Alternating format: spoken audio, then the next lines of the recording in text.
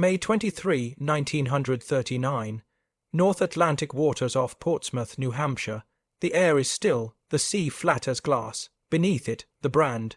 New submarine USS Squalus begins her final test dive. Steel groans softly as ballast tanks flood. The men inside, 70, 2 sailors and officers, go through routine checklists, unaware that within minutes their world will collapse into darkness. At 8:40 a.m., a sudden rush of air and seawater tears through the engine room. A single valve meant to stay shut has jammed open. The aft compartments flood instantly.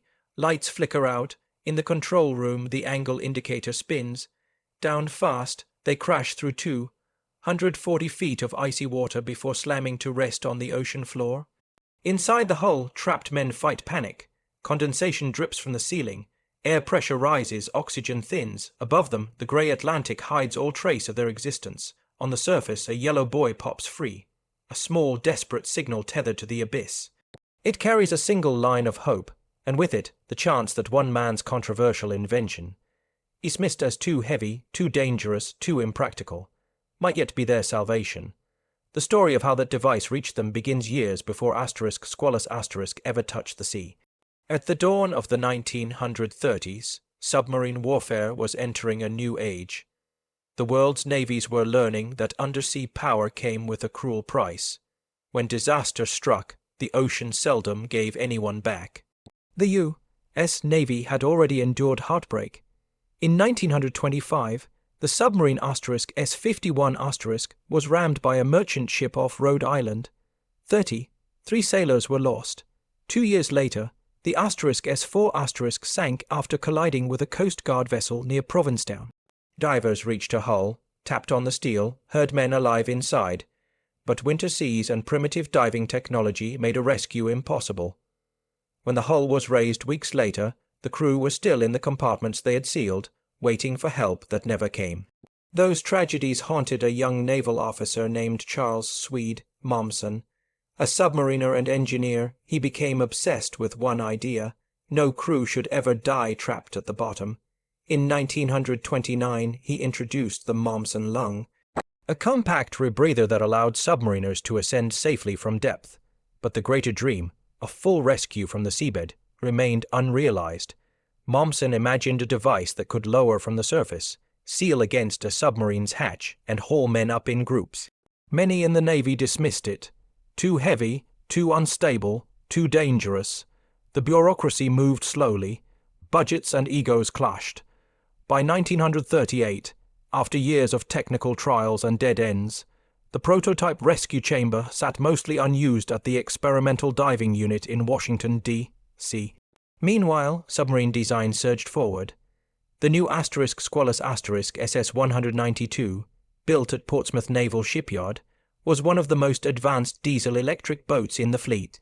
Commissioned in March 1939, she embodied the promise of American undersea engineering.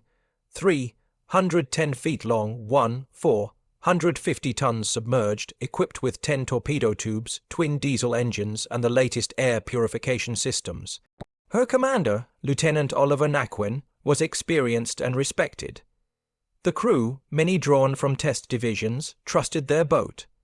But beneath that confidence lay the same vulnerability that had doomed S-51 and S-4. Submarines still relied on fragile mechanical systems, valves, seals, gauges, that separated life from drowning.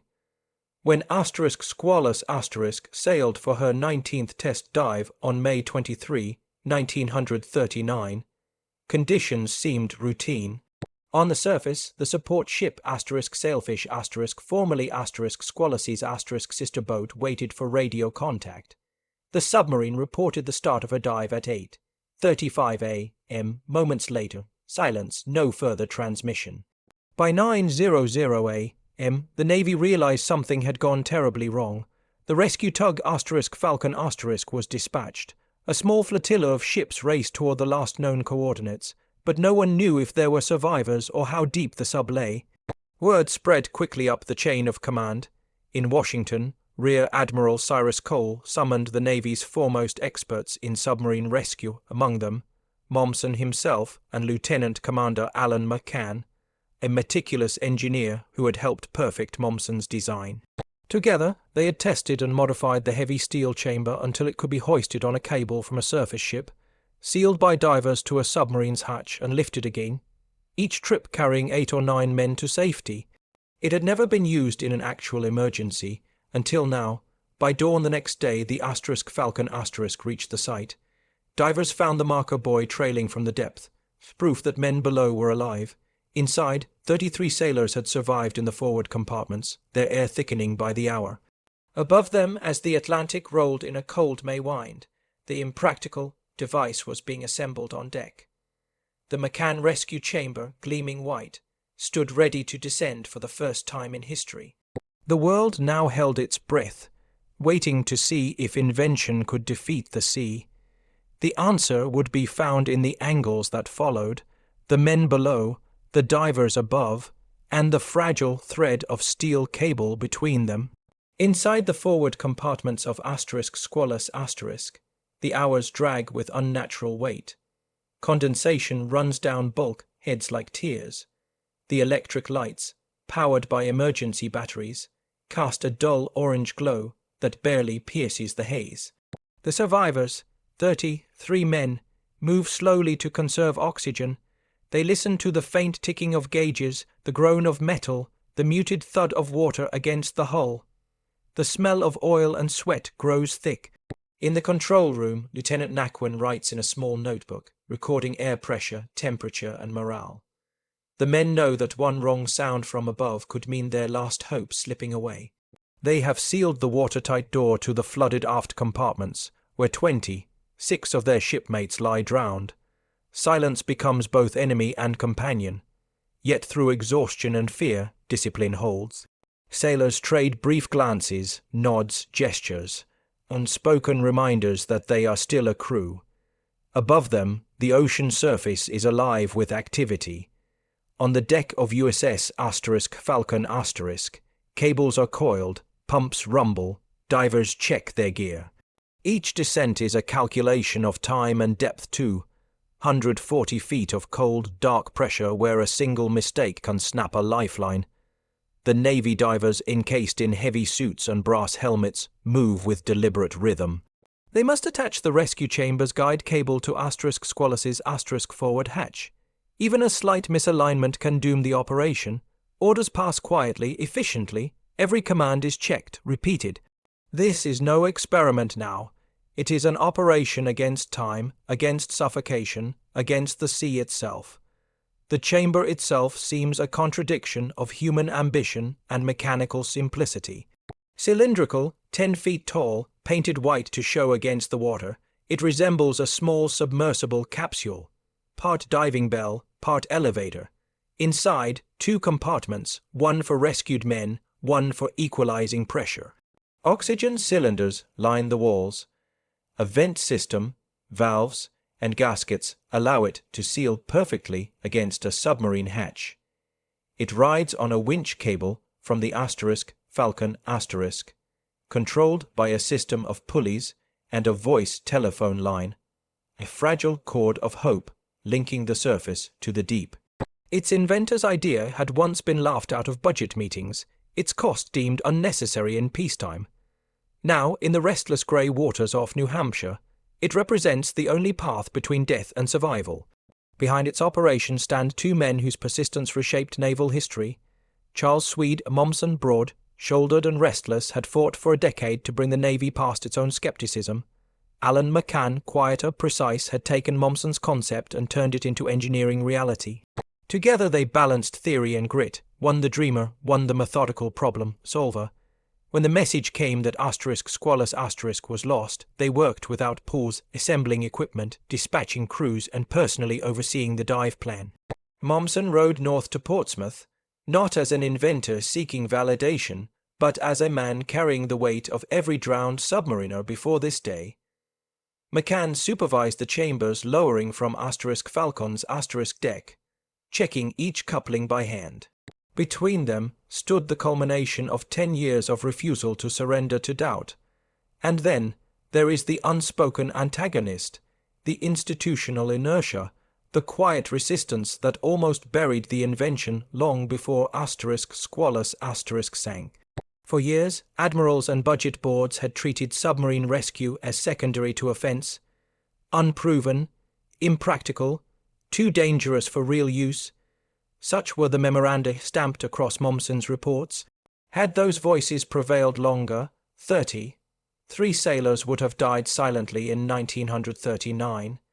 Yet this mission forced a reckoning that the same navy which prized daring must also protect its own. The ocean, indifferent and patient, made the moral argument more powerfully than any committee could. From the men trapped below to the divers above, from invention to leadership to conscience, all angles converged on a single point: a white steel chamber descending through darkness toward a waiting hatch. Dawn broke grey and windless on May 24, 1939. The sea off Portsmouth looked deceptively calm, concealing the steel tomb below. On the deck of USS Falcon *, the crew stood ready, the rescue chamber, gleaming white under the pale light, hung from its cable over the side. Lieutenant Commander Allan McCann gave a final nod. The order came, lower away. Slowly, the chamber slipped beneath the surface. Water hissed around its steel frame. The telephone line crackled as divers guided it down the taut wire that led to *Squalus's *forward escape hatch. 240 feet down, pressure multiplied eightfold. It took nearly half an hour to reach the submarine's hull. Inside *Squalus*, the survivors felt a faint vibration. Then, 3 sharp taps on the hatch, the code they had prayed for. Relief surged through the stale air. For 21 hours they had waited in darkness, rationing oxygen, believing rescue was still possible, but fearing every minute might be their last. Outside, divers maneuvered the chamber into place. Precision mattered. A single misalignment could break the seal and flood both vessels. At 11:30 a.m., the chamber mated perfectly against the hatch. A low metallic thud echoed through the hull. The equalizing valves hissed. The first connection in submarine rescue history was complete. Inside the chamber, 2 rescuers, Chief Diver John Michalowski and Chief Torpedoman William Badders, opened the inner hatch. Naquin and his men watched as a shaft of artificial light cut into their world. One by one, the first 7 sailors climbed into the chamber. The hatch closed, pressure equalized, and the ascent began. Above, the winch groaned as it reeled the chamber back toward daylight. The operation was slow, deliberate. When it surfaced, cheers erupted from Falcon's deck. The first men out were pale, exhausted, eyes wide from the transition from dark to light. They were rushed to medical stations for oxygen and blankets. Without pause, the chamber descended again, a second trip, then a third. Each journey risked entanglement, rupture, or mechanical failure. The cable, under immense strain, could snap without warning. Yet the system held. By evening, 3 trips had brought 26 men to safety. Inside Squalus only 7 survivors remained, including Lieutenant Naquin.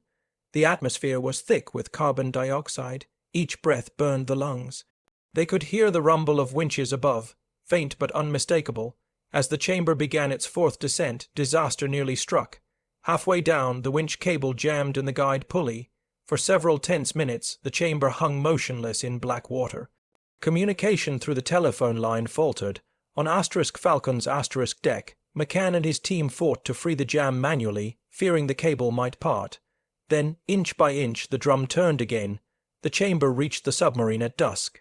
The last 7 men entered, including Naquin, who insisted on leaving last, when they broke the surface at 10:30 p.m. The rescue was complete. 33 men drawn from the bottom of the Atlantic. No man had ever been saved from such depth before. The operation had taken 13 hours, 4 descents, each a victory over pressure, chance, and fear. On the dark sea, flares illuminated Falcon's deck. Men shouted, embraced, wept. The wind carried their voices across the water, human sound where silence had ruled the day before. Below, 26 men still lay in the aft compartments, beyond reach. The divers would return for them later. For now, history had turned, the impossible had been proven possible. and as the last flare faded, the ocean closed again, calm, indifferent, holding both tragedy and triumph within its depths. The consequences of that day would ripple far beyond the coast of New Hampshire.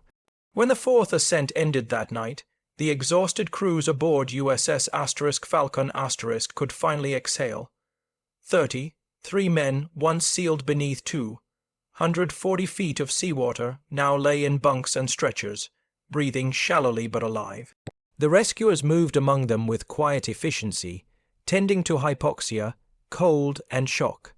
For the first time in history, an entire submarine compartment's crew had been brought back from the ocean floor. But jubilation was tempered by absence. 26 sailors still rested in the aft sections of Squalus, where flooding had been instant. In the following weeks, Navy divers, many the same men who had risked their lives on the rescue, returned again and again to the wreck. They worked in darkness and silt, recovering bodies and preparing the hull for salvage. It took 3 months of grueling effort before the submarine was finally lifted in September 1939 and towed back to Portsmouth. Once ashore, the vessel was refitted, recommissioned, and given a new name, USS Sailfish *. To her survivors, it was both a symbol of closure and of continuity, the submarine reborn from its own grave. The human toll weighed heavily on those who led the operation. Charles Momsen, once derided for his impractical devices, had stood on the deck through every dive, watching his vision vindicated. He refused celebration, focusing instead on refining the rescue procedure. Allan McCann, whose name would forever mark the chamber, remained modest about its success. Both men received the Distinguished Service Medal. Divers Michalowski, Badders, and their crewmates were awarded the Medal of Honor, the first ever granted for peacetime heroism. President Franklin D. Roosevelt sent personal commendations. Newspapers from New York to London carried the story, calling it a triumph of human ingenuity over the sea. Yet for the Navy, the lessons were somber. Submarine rescue was no longer theory, it was doctrine. Every new U.S. submarine would now carry escape equipment and train for emergencies. Rescue vessels were modernized, new chambers built, and procedures standardized. In 1940, as the world inched toward war, the Squalus Rescue stood as proof that human life at sea need not be surrendered to fate. When the U.S. submarine force entered World War II, it did so with systems and methods directly born from those May days off New Hampshire. Still, the ocean remembers. The site where Squalus first came to rest remains quiet. The seafloor marked by fragments of the original hull and tools left from the salvage. Divers who have visited describe a hush there, neither tragic nor triumphant, simply still. The aftermath was measured not only in medals or procedures, but in changed minds. What had begun as an engineer's obsession had reshaped an institution. The Navy now believed in the possibility of rescue because it had seen it done. And yet, for every man who lived, there were others who did not. Their loss gave weight to every breath the survivors took afterward. The balance of that equation, between invention and death, between persistence and chance, would linger long after the last flare faded from the 1939 sky. From that paradox would rise the reflection that followed. What does it mean when human persistence defies the very element that once seemed invincible? History often measures progress in victories and defeats, but sometimes it advances in silence, beneath the waves in the narrow space between breath and oblivion. The Squalus Rescue was such a moment. It did not change borders or topple regimes, yet it altered how humanity understood courage and ingenuity. Charles Swede Momsen's obsession had begun with the sound of trapped sailors tapping on steel, unanswered. That sound drove him through years of rejection until his design finally met its test. On May 24, 1939, his vision crossed from theory into salvation. It proved that the boundary between life and death at sea was not fixed. It could be engineered if men refused to accept impossibility. The rescue also marked a turning of generations. In less than 2 years, the world would be at war. Submarines would prowl every ocean, and countless crews would owe their training, their equipment, and sometimes their lives to what had been learned from Squalus. The McCann chamber became standard issue, and the idea of organized undersea rescue became part of naval doctrine worldwide. Yet beyond the technology lay something more enduring, the moral dimension of persistence. Every turn of the winch that day was an argument against indifference, a statement that human life was worth every ounce of effort, no matter how uncertain the outcome. The ocean remained vast, cold, and indifferent, but men had found a way to reach through it and bring each other home. The wreck of Squalus rests now in the quiet depths of New Hampshire, her story sealed in silt and memory. Above her, ships still pass, unaware of the lives once balanced on a single steel cable. But for those who know the history, that stretch of water speaks softly of redemption, of one officer's impractical idea that proved the sea could be challenged, and of 33 men who rose from darkness because of it. The Squalus Rescue endures as more than a tale of machinery and metal.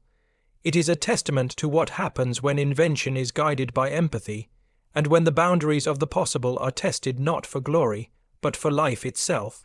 When the fourth ascent ended that night, the exhausted crews aboard USS Falcon could finally exhale.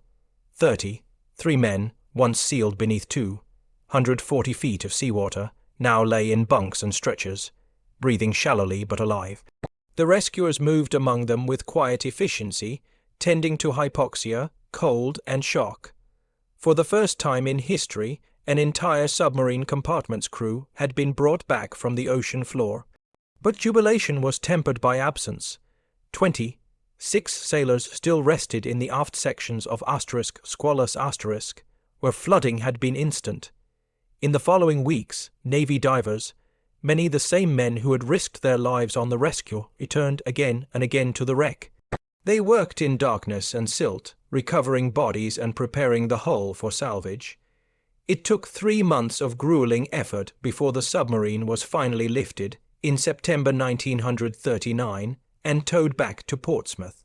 Once ashore, the vessel was refitted, recommissioned, and given a new name, USS Sailfish *. To her survivors, it was both a symbol of closure and of continuity. The submarine reborn from its own grave. The human toll weighed heavily on those who led the operation. Charles Momsen, once derided for his impractical devices, had stood on the deck through every dive, watching his vision vindicated. He refused celebration, focusing instead on refining the rescue procedure. Allan McCann, whose name would forever mark the chamber, remained modest about its success. Both men received the Distinguished Service Medal, the Navy's acknowledgement that their persistence had altered the future of undersea warfare. Divers Michalowski, Batters, and their crewmates were awarded the Medal of Honor, the first ever granted for peacetime heroism. President Franklin D. Roosevelt sent personal commendations. Newspapers from New York to London carried the story, calling it a triumph of human ingenuity over the sea. Yet for the Navy, the lessons were somber. Submarine rescue was no longer theory, it was doctrine. Every new U.S. submarine would now carry escape equipment and train for emergencies. Rescue vessels were modernized, new chambers built, and procedures standardized. In 1940, as the world inched toward war, the Squalus Rescue stood as proof that human life at sea need not be surrendered to fate. When the U.S. submarine force entered World War II, it did so with systems and methods directly born from those May days off New Hampshire. Still, the ocean remembers. The site where Squalus first came to rest remains quiet, the seafloor marked by fragments of the original hull and tools left from the salvage. Divers who have visited describe a hush there, neither tragic nor triumphant, simply still. The aftermath was measured not only in medals or procedures, but in changed minds. What had begun as an engineer's obsession had reshaped an institution. The Navy now believed in the possibility of rescue, because it had seen it done. And yet, for every man who lived, there were others who did not. Their loss gave weight to every breath the survivors took afterward. The balance of that equation, between invention and death, between persistence and chance, would linger long after the last flare faded from the 1939 sky. From that paradox would rise the reflection that followed. What does it mean when human persistence defies the very element that once seemed invincible?